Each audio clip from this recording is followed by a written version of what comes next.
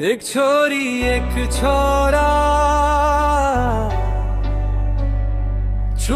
छुपके से प्यार करेला। एक छोरी एक छोरा छुपके से प्यार करेला। दोनों जनकेर प्रेम कहानी धीरे धीरे से आगे सुलेला।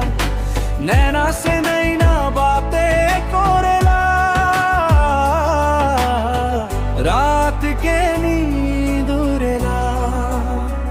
एक छोरी एक छोरा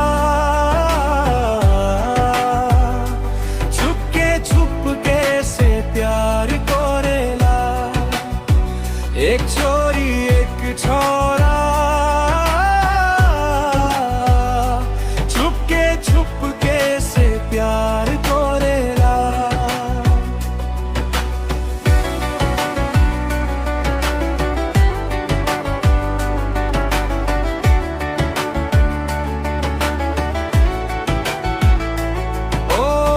सपना केर घर बनाबो বুলি के छोराय मने मने भावे।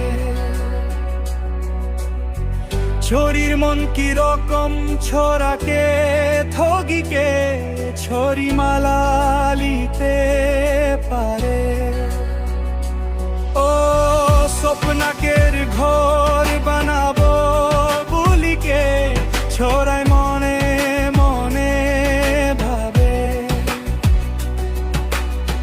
छोरी मन की रकम छोरा के ठगी के छोरी माला लिते पारे।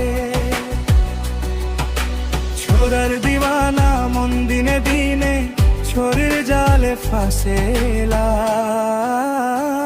एक छोरी एक छोरा छुपके से प्यार करेला।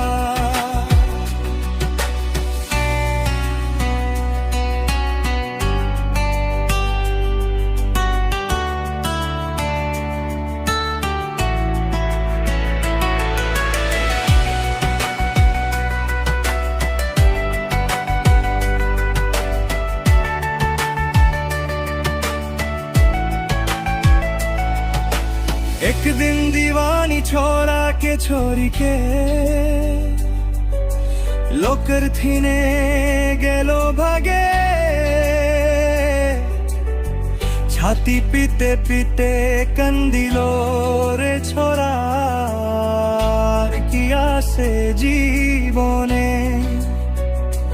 ओ एक दिन दीवानी छोरा के छोरी के लोकर थीने गेलो भागे।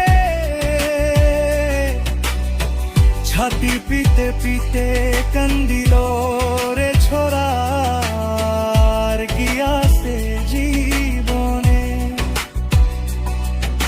छोरार दोसा देखिया जी मोर मन प्यार से दुर्भागेला।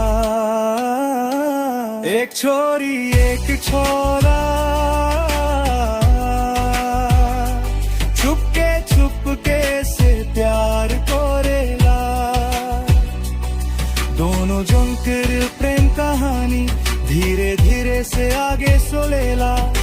नैना से नैना बातें करेला, रात के नींद उड़ेला। एक छोरी एक छोरा छुपके से प्यार करेला। एक छोरी एक छोरा